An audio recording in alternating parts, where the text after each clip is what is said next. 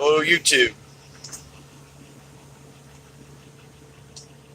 So, I read a story today about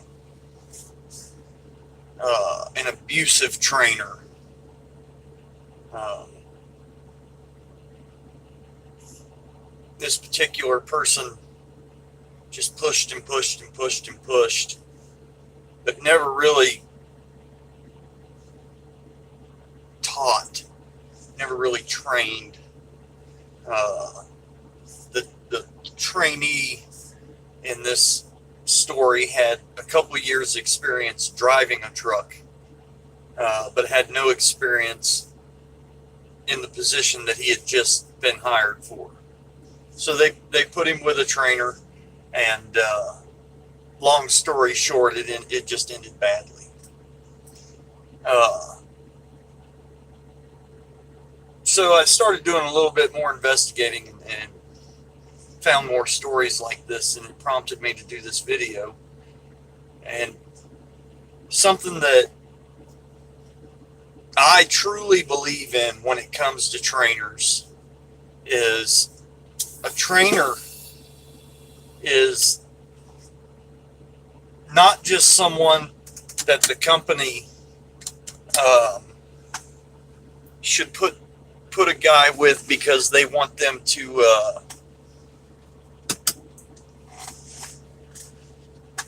learn the job. We're obviously, at least I'm going to say 95% of trainers are going to teach you the job. Everybody that hires on with the company I work for with Brady goes with a trainer. Now, you don't ride in a truck with us. You follow us in your own truck, and we take you out and we teach you the job. But that's not all a trainer is. And I think that's the big misconception with the other 5% that are trainers that are horrible at it.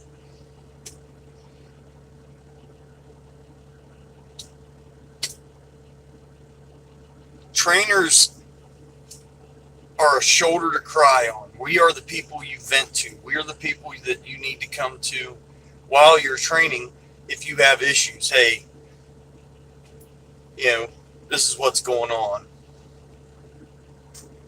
You keep trying, man. You get it. Just takes a little more try. Just keep practicing and doing your thing, and you'll get it. Trainer's the guy that should be able to tell you who you need to talk to get a problem solved, whether it be a terminal manager or operations supervisor, the maintenance guys, whoever. We as trainers should know that. That being said, every trainer has his first trainee, and it is as much a learning experience for a trainer as it is for a trainee. We have to learn to read people and adjust our attitudes to their attitudes so that we can do a good job and do our job properly. I do not want to release a guy that I don't feel like I've trained to be a quality driver for this company. I don't want to go out there and say, yep, I trained him, and I haven't. He's going to come back and he's going to have nothing but issues. That's just, I think it defeats the purpose. We have a system set up here that I think works really well. It's a hands-on, get out and do it. And that's the way I train. Now, I've had guys that took a little longer for them to get it. I had to walk them through the steps more than a few times. And that's no big deal. Not everybody learns the same. But what you run into with that 5% is they don't have the patience to do that. So you end up with guys that I've trained after they've been with other trainers to help get them lined out. I take great pride in what I do. You know, I come back to the yard and there's guys in orientation that have heard about me and are asking, can, no, you gotta have a CDL, um, and I believe it's 6 months driving experience. You do not have to have experience in what we do, but you do have to have some kind of driving experience. Uh, you know, and there's a lot of companies out there that provide that. A lot of the big name companies. And let me say this while you're on here: don't let anyone talk you out of the big name companies. Everybody has to start somewhere. Uh, Prime's a good company to start with. Swift, if I think you got to be 23 to go there, or CR England has a pretty decent training program. But don't let people discourage you. Say, "Oh, this company's this and this company's that." Everybody's got to start somewhere. Everybody's got to get. Hey, the company you pick is on you. Wherever you think you're going to feel comfortable and get the best training, that's where you need to go.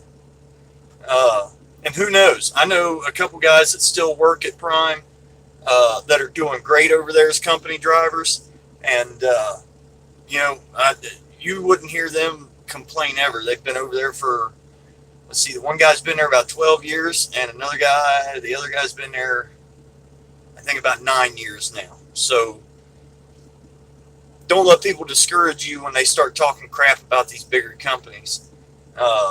Yes, it seems like the bigger companies tend to have more issues, but in the grand scheme of things, when you think about how big they are and then their number of accidents they've actually got per capita, they're right on track with even some of the smaller companies. So to me, it all comes back to benefits, pay, and training. A company that's going to train a driver to be a driver and be a good driver and a safe driver, it's hard to beat. Back to my story. Sorry. I'm glad I could answer your question. We as trainers have to take into account that someone like you that's on here right now, or even guys coming from other parts of the transportation industry, may have never done what we do down here. And even if they have, they don't understand our paperwork. They don't know about how our Qualcomm works as far as the messages we have to send and in what order. They may not know, hey, this place does this and this place does this, and it could be owned by the same company. It's just set up a little different. So that is our job as trainers to prepare them for that. Hey, you know, I know the last 5 days we've only run these 2 sites, but you need to understand this.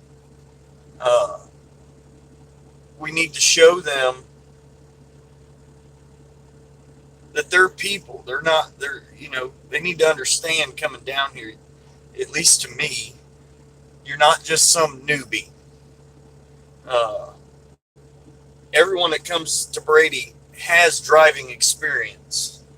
And I will not try to teach a guy how to drive a big truck, especially after they've got a little bit of experience. Now, they might have issues shifting an 18 speed just because most companies are running 10s now, but it's actually quite simple, and you can get on YouTube and there's hundreds of videos on that, guys who do it different ways. But as a trainer, you have to know, hey, you know, this guy has issues shifting a little bit. You're going to have to slow down so he can keep up and, you know, he doesn't get lost. This guy's not from West Texas or New Mexico. He doesn't know this area. Can't take off. Whew, an 8-speed. Damn. The only 8-speed I ever drove was in a dump truck, an old Mack dump truck. Wow. Who else did I hear had an 8-speed? I think CRST had an 8-speed, or Warner, one or the other.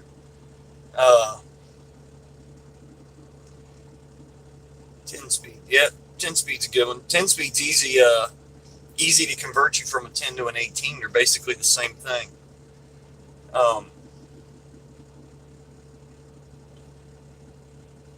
And just so you know, with that, once you know how to shift gears in a truck, learning an 18 speeds like that. I mean, it's people get scared because they hear 18 gears, and it's simple.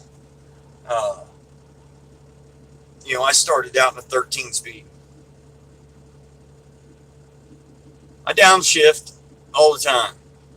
Downshift is quite simple. It's really the same as shifting up. Just bring your RPMs down, and you shift down a gear, and your RPMs will come back up. Let them drop down, shift down a gear. You can float them going down just the same as going up. Guys, if you decide to come to Brady, anybody, or if you're already here, our job as trainers does not end when you're done with us or your other trainers and you're out there solo. If you have questions, and you see a guy with a blue hat out there, or even a gray hat, go ask. Go ask the questions. I mean, if you see me out there, come ask me. I'm more than willing to put on hold. What do I haul, and where's Brady? Okay, so I haul sand for fracking operations in the Permian Basin, which is West Texas and New Mexico area, the oil fields of West Texas. I pull a bulk pneumatic trailer. We haul different types of sand out to fracking locations. Brady is actually located in a few different places. We're based out of Vernal, Utah, and then we have operations based out of Vernal. So we have Vernal, Carlsbad, New Mexico, Odessa, Texas, which is where I'm based out of. I believe there's one in Colorado, and I believe there's one in Wyoming. I forget exactly where they're located up there. And Williston, North Dakota. Those are all oil field operations. And then we have Normal, Illinois, which is our over-the-road operation, which also is still bulk pneumatic tankers. Something you need to know about bulk pneumatic tankers is if you're hauling dry goods, you do not need a tanker endorsement, just so you know. Thanks, I like them. They treat me well. They treat me better than well.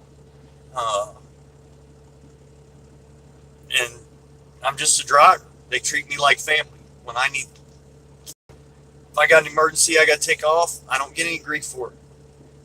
Now, haven't really had an emergency, but good example, I had an incident here just a few weeks back, and obviously we had to go through the steps per procedures to take care of that, and I'm not going to go into any details on it just because I don't think things have been settled on that yet. But I wasn't looked at as, how you say, like I was the black sheep of the family. Things happen, and they understand that, and that was actually really nice. So, plus I have security stuff in the truck that helps protect me as far as all that goes. The dash cam.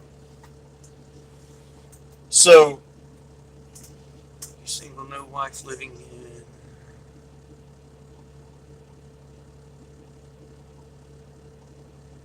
So I'm not sure if we're looking for any field coordinators right now. You'd have to call Brady and ask. But if you're living in an RV and can transport said RV to any one of the states, field coordinator position does not require a CDL, and you still work for the company and get paid by the hour. If that's something you would be interested in, I would say call recruiting and let them know what you're looking for.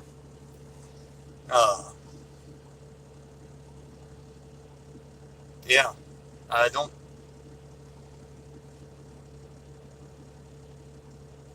Okay, well, you'll get it. I feel like you keep, you just got to keep trying, man. I know guys that failed that 3, 4, 5 times before they got it. Some guys it was the paper side, some guys it was the driving side. They just couldn't do a couple of the maneuvers really well. And then of course you go to take a driver's test and you're all nervous, so that just adds to it. But you just got to keep trying, man. Don't give up on it. Driving a truck, as far as I'm concerned, is one of the best jobs in the world. You're independent practically. You obviously have to answer to someone, dispatchers or something like that, but you make your own schedule. You got to get out there and work and do the job and so on and so forth. Excuse me for a minute.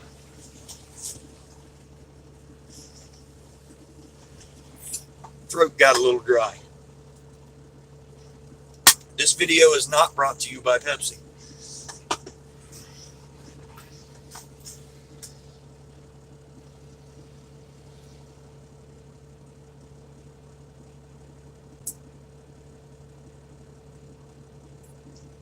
Oh yeah. Oh yeah, every time. So here's a little training tip for you.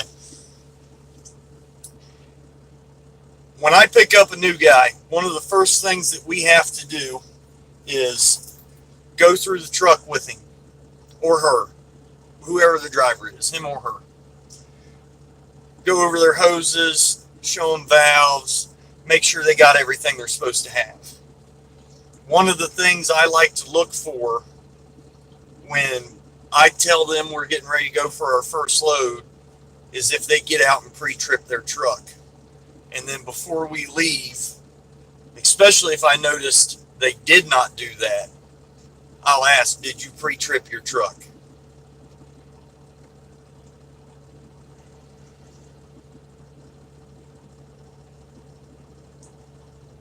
Chris,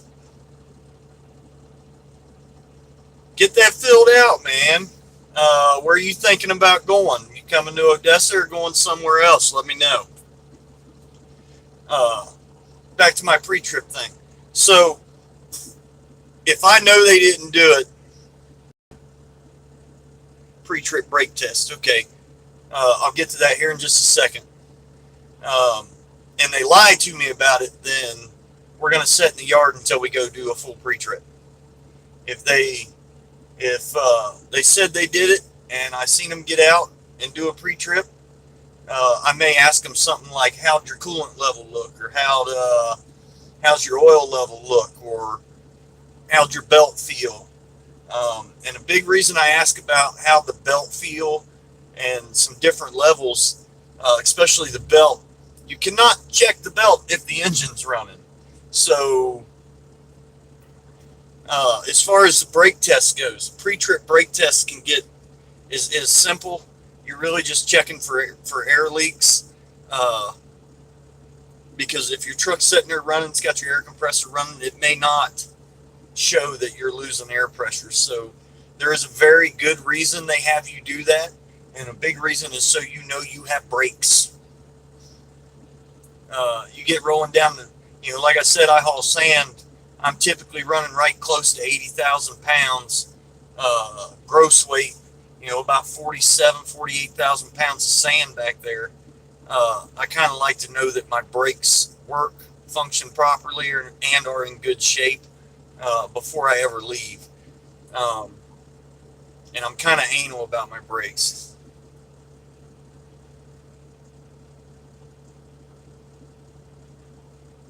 So things in Williston are a little bit slow right now. Chris, they have slowed down up there just a little bit, and we are hurting for drivers down here. We do have the work, and I've said it in numerous videos. We have an abundance of stuff that we do down here. We do not just do bulk pneumatic sand. We do cement. We do sandbox. We're helping out with that now. We've got crude. If you got hazmat and tanker, you can come down here and help haul crude. And that's starting to pick up where it's really starting to take a chunk of our drivers. The cement is taking a chunk of our drivers. So we end up shorthanded on sand, or we end up shorthanded on sandbox, or, just a number of different things. And I give a shout out to our dispatchers. They do a damn good job of making sure things are covered. So there goes one of our trucks with a crude tanker. We have a need down here for good drivers. Drivers, even if you haven't done any of this before, it's stuff that we can train you to do. And I feel like most of our trainers down here do a damn good job at training. So, they prepare you fairly well coming out of orientation as far as the filling out the paperwork. You do some of that in orientation to practice. And be aware, they throw you some curveballs. You got to be on the lookout for them. So listen to what they're saying. But no, you don't have to get hazmat before you come down. If you want to come down and get started working, you can get hazmat and tanker, after the fact, and still help get into the crude division. We do have trainers for that. And as far as the trainers go, we just started training our drivers for that, for everything, picking up the oil, testing the oil, all of it. So there are opportunities down here in different divisions. Also, if you do, let's say you are in Odessa and things slow down, and I mean really bad, we have all these other divisions that you can go to. We have Williston, we have Vernal, we have Wyoming, we have Colorado, we've got the over-the-road division. There are places that you can go still inside the company to make your money. Now, are they just going to let you jump and jump and jump and jump and jump and jump every time it slows down for a couple days? Probably not. Probably not going to happen. But realize it's the oil field business. We do slow down a little bit from time to time. It's not all the time. We may go a month and a half, 3-4 months, and just hammer down every day. And then that well's done and it's got to move. Well, that may slow you down for 2-3 days while they're moving the well and doing the pre-fill, which we typically do. So once they got the silos set up over there, that's the other thing. We got oversized division. We move silos. Shout out to Kyle. He got that all set up over there out of Carlsbad. So we have that.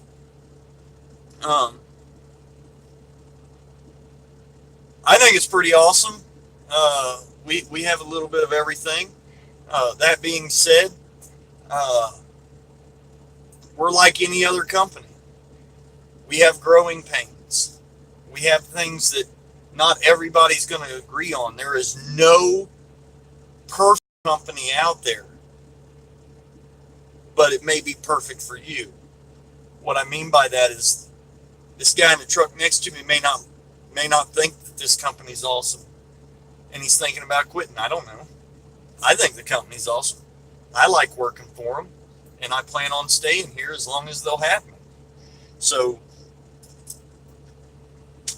you understand that, especially a newer guy going to one of the mega carriers, as we call them, to train, get his experience in CDL and such things. You're going to hear more shit talking about your company than it's ridiculous. If you work for a mega carrier, you're going to hear some shit talking, and every truck driver in America will agree with that. And the truck drivers at the mega carriers are going to be like, yep, we hear it every day. Everybody's going to have a mega carrier joke. I mean, just all kinds of stuff.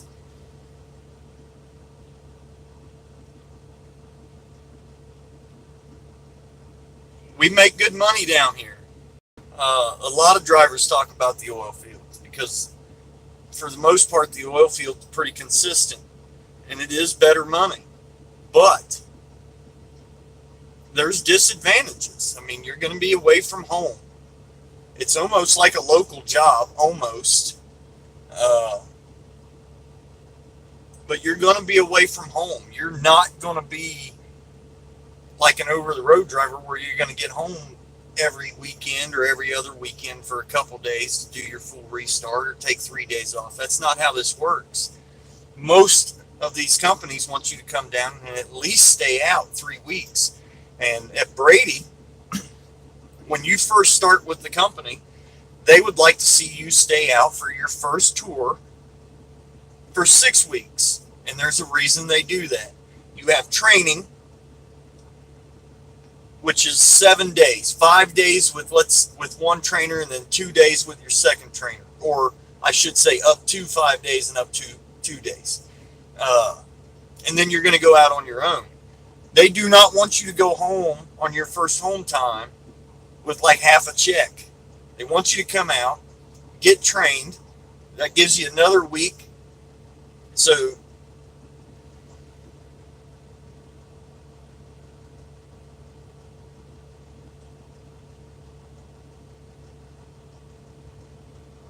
I didn't catch that. Hold on.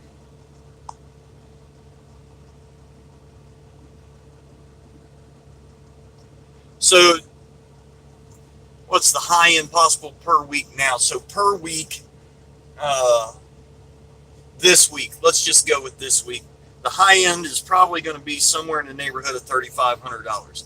And the reason it is low,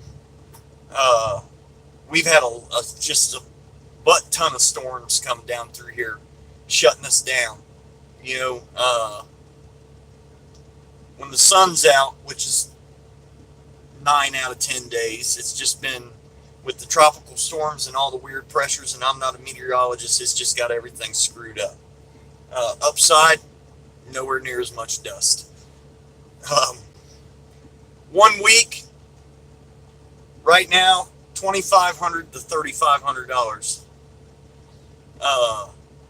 Get paid every 2 weeks. Like I said in that pay video, if you come down here and work, don't come down here and sit in the driver's lounge every night. Don't come down here and say, oh, I'm just a one load a night guy or gal. Come down here to work. You can do $6,000 to $10,000 a month. Easy. 2 loads a day is simple. Everywhere we run, you can easily do 2 loads a day. You know, we got 2 sites right now that you can get 3 a day in. So it's all in how hard you want to work. Can I recap on the e-log? What do you want to know about the e-log, Chris? Give me an idea of what you want to know, because that can get pretty extensive in what we do. So if you can give me an idea, I've got my e-log right here. I can bring it up. I can just show you.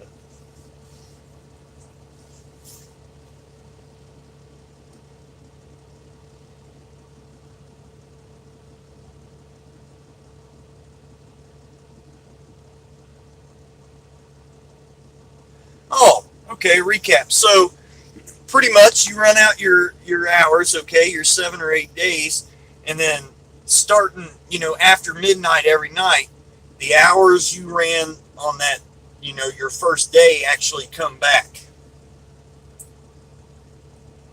Well, I'm glad you found me, and I hope I've been help to you. I'm kind of new to this YouTube thing. I don't have a lot of subscribers or followers.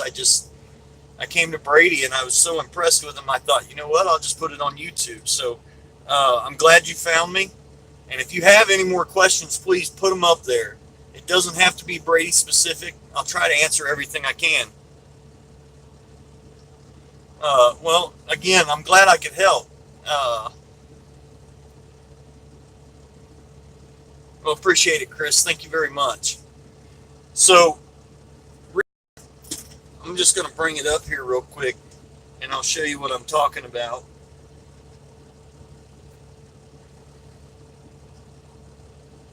So this is what when you go into your e-log and you say you want to look, oh crap.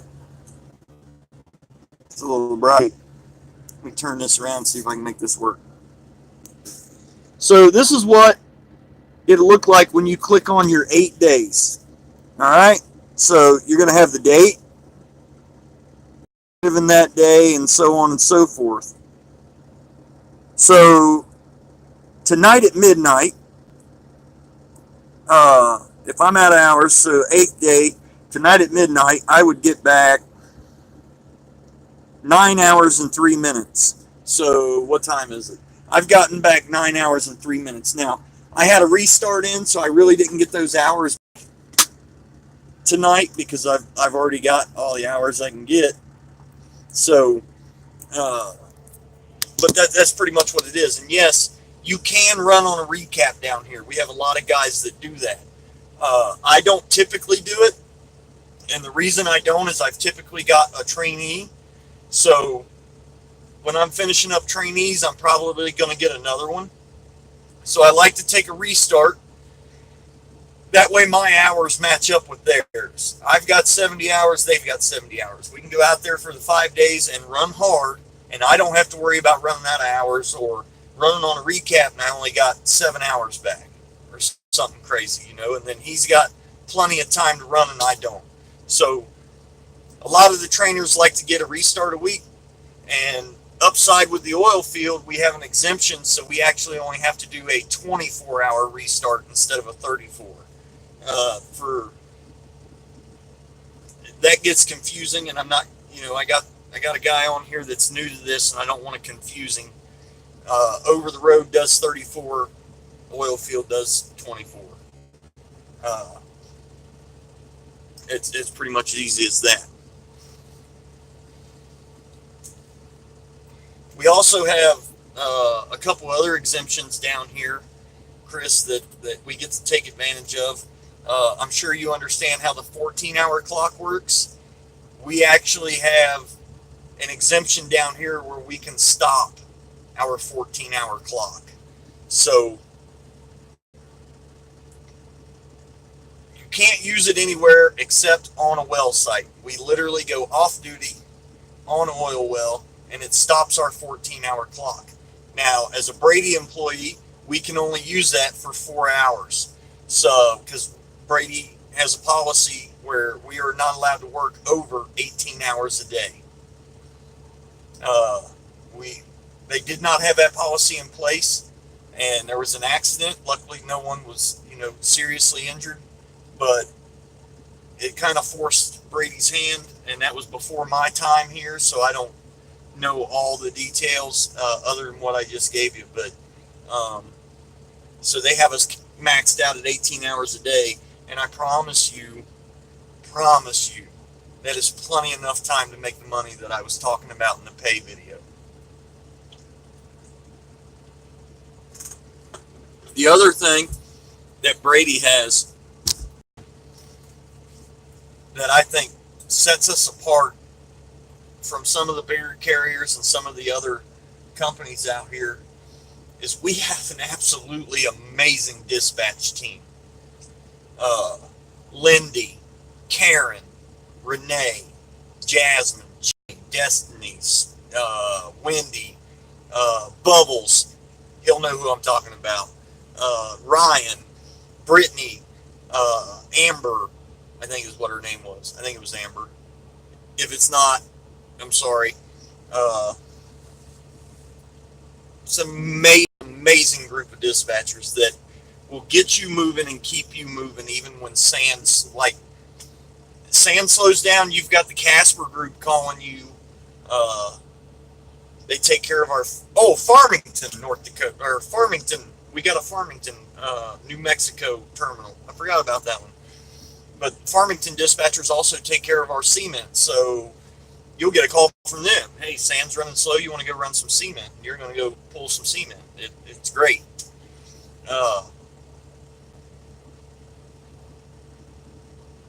We have an amazing crew in our shop. Now, that being said, I've heard a lot of guys lately complaining about our shop. I don't think they really understand how much work that shop does. they're not only getting new trailers put together and everything done to them, they just, we got an amazing team down here. Let's just put it that way. We, we have an absolutely amazing team here at Brady, and I feel like, anyways, it's been a benefit for me to be here. So, uh, yes, there's always going to be complainers and whiners, and I actually done a video on that too. Yeah, that is true. They do. Them guys and gals have, they seriously have a tough job. Uh,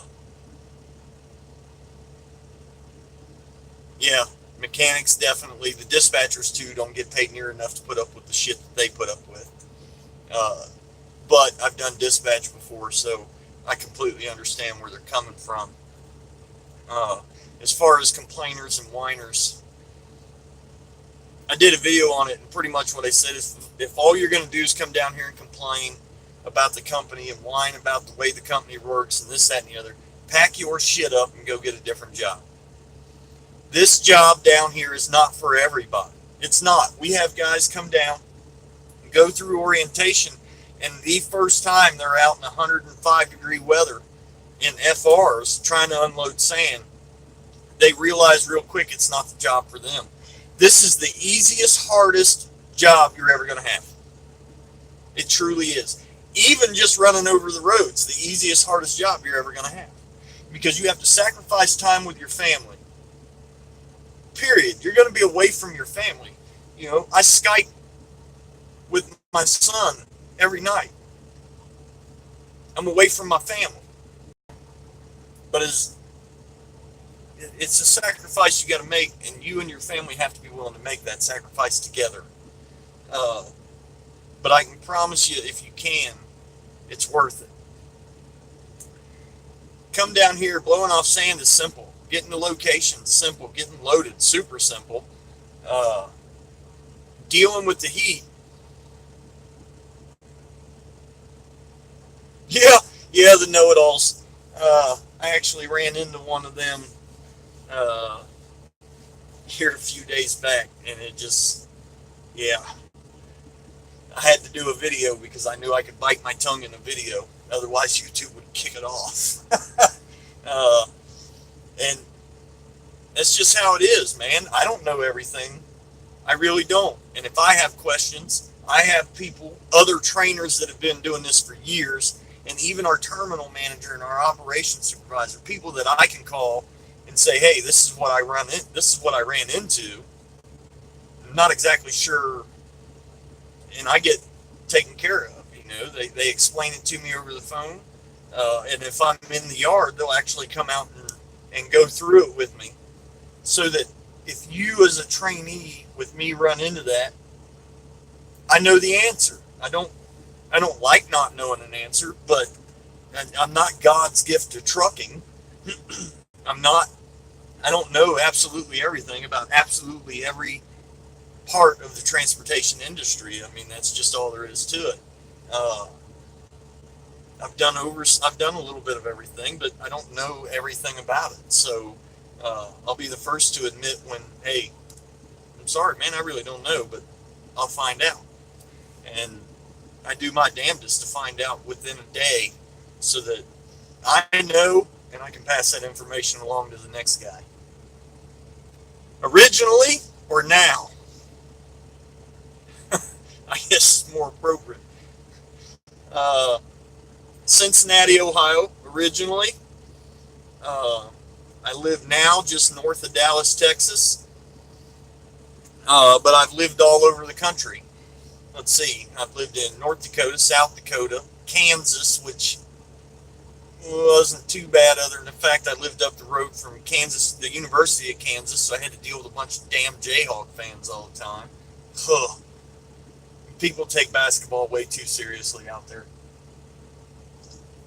And I think it's funny, they think they have a good football team. Tennessee, Texas, obviously. Jesus, Georgia, Alabama, North Carolina. I mean, I've lived all over the place. Uh, Sometimes for work, sometimes that's just where I lived. Typically, it was always for work, though. Wyoming, I lived in Wyoming for a few years. Did I ever? No, I never had a South Dakota CDL. The closest to that, I had a North Dakota CDL for a couple years, which I actually kind of liked because coming from Ohio to North Dakota, I got my CDL in Ohio while I was on home time and from the oil fields. So I did all my testing and stuff in Ohio, and then when I went back up to North Dakota, I had to switch it over because I'm an idiot and didn't think of that when I was 21 years old. Uh, and literally went up there. I think it cost me $18 plus $3 for each endorsement, which I only had two at the time, which was tanker and hazmat. And so, what? It cost me 24 bucks, and I didn't have to retest. So, you is if you're haven't got it yet, and you're going to get one, uh, look into that because there are some places that like with Prime or like with a Swift or with a CR England or a Warner or something like that, that, what is it? CRST is based out of Cedar Rapids, and you'll go up there and they'll give you a temporary Cedar Rapids or an Iowa CDL. Well, then they have to get you back to your home state so that you can transfer that. You need to check with your home state because they may not just let you transfer it. You may have to retest on something. Maybe. Uh, so make sure you check into that because I know there are a lot of states that you may not have to do the driving portion, but they may make you retake the general knowledge section of the test. So look into that. That way, if you do live in one of those states that make you retest, you can train.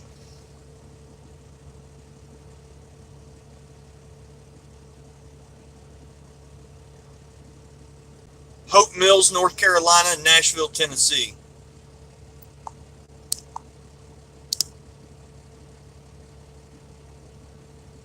Well, I'm glad you've heard about that because I've seen guys really get screwed on that, not knowing about that. So, yeah, definitely check into that. Erlanger, Kentucky wasn't too far. You've been around, but I beat you. Well, I got guys that beat me. I mean, like I said, I'm not God's gift to this.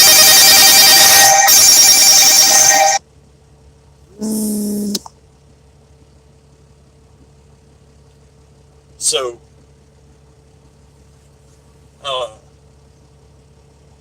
yeah, Erlanger wasn't too far from me. Um, from where I lived, maybe 20 minutes. Once 15 minutes if traffic wasn't bad. So, let me.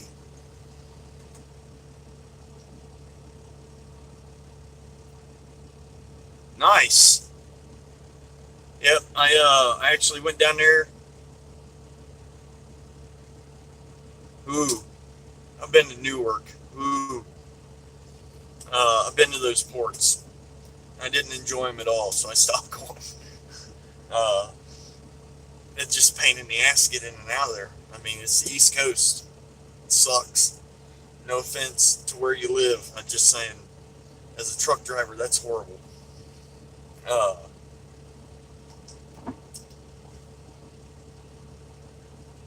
so I'm going to finish up this video. If you guys got any last minute questions you want me to answer, or I'll try to answer, please throw them up there. And I want to finish with anybody who's training or thinking about training. Please realize that training is not easy. You're not always going to get the guy that learns this quick.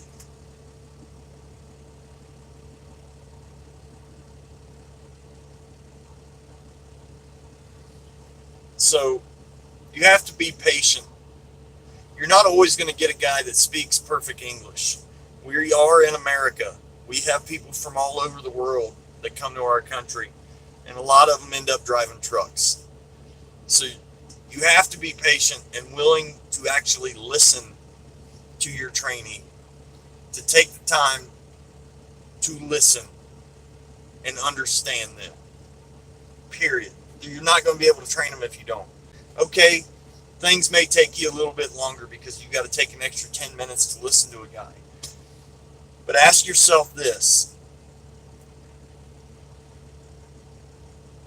Very, very little Spanish. About that much. Ask yourself this. When you're done, are you going to feel confident running down the road with this guy or gal? I can personally say that everyone I've personally trained since I've been with Brady, I feel 100% confident that I can drive down the road with them in front of me or them behind me or them beside me and get on a site and them working anywhere around me. And I feel confident that I'm not going to have any issues. I'm not training them to drive. I'm training them to do this job. So you have to take the time to train a guy properly. You have to have pride and really, really put an effort in. New guys coming out of orientation, a lot of them are nervous. A lot of them are all gung-ho and let's go make some money. And then, like I said, they get out here. That first time it's 105 or you're standing out there, you know, in 6-8 inches of mud and water because it's been pouring rain. And no, Chris, it's not something to take lightly, and it's something that I take very seriously now. That being said, I'm not that kind of butthead.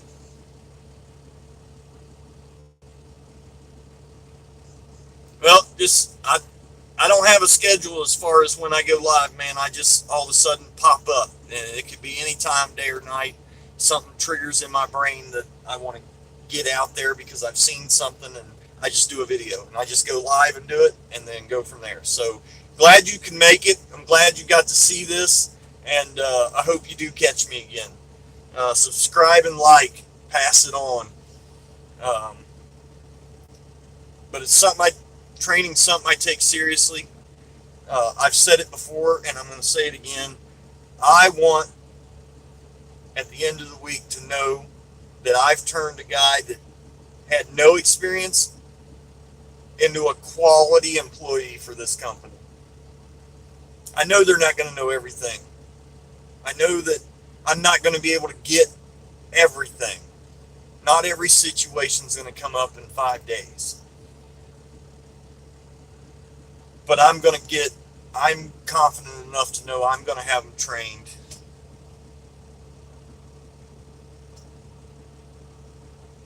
Oh, nice. Well, notifications. I think that's what it is. Click the bell. I'm confident enough to know that I'm doing my job properly. Yes, 25 to 3,000 is possible in a week. So, got to think here. 7-day week, doing, let's say, 2 loads a day.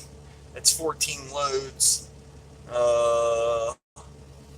Depending on where you're running, because everything's a little different as far as pay goes, you get a percentage pay here.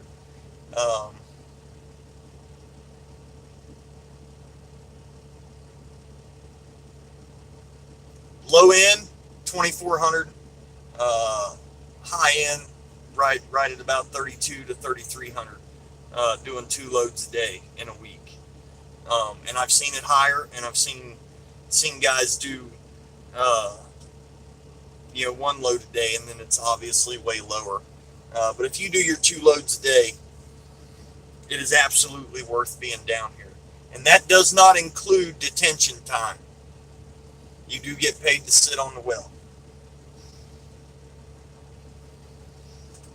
So anybody that ends up watching this that is thinking about becoming a trainer, or is a trainer, or is someone that just got trained by a Jekyll and Hyde attitude and kind of just had a horrible experience. First of all, I'm sorry you had that experience.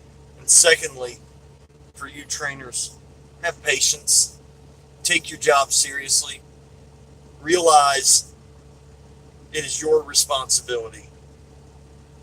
Your responsibility to train these people properly. I've had a nice time chatting with you two. You have a great night. So you two, good night. It's 1 in the morning in Odessa, Texas, so I'm going to take my butt to bed. I appreciate everyone that was on tonight. I appreciate the questions, and I'm glad I could help. And please, if you have any more questions, just comment on a video. I get notifications. It may take me a few days to get back to them, but comment, and I'll do a video on it. I try to do a video on all of them. So subscribe, like, and share, please. I'm trying to get the word out there, and I try to end all these videos with this. Brady does not pay me to do these videos. They have not asked me to do these videos. I don't have sponsors, and I do not make any money off of these videos. I also ask that if you do decide to come to Brady, please do not use me as the guy who recommended you come over. Don't put me down on your recruiting thing. I feel like guys that do that are just in it for the money, and they'll tell you whatever they want. So please don't put me down. I don't want the money. I don't need the money from that. So please, if you decide to come to Brady, give Jason, give our recruiting department a call. Very knowledgeable dude who will not BS you. And if you feel like he is BSing you, shoot me a comment, and I'll set the record straight. I do not BS. You can go back through my videos and see that. But other than that, thanks a lot, guys, and have a good night.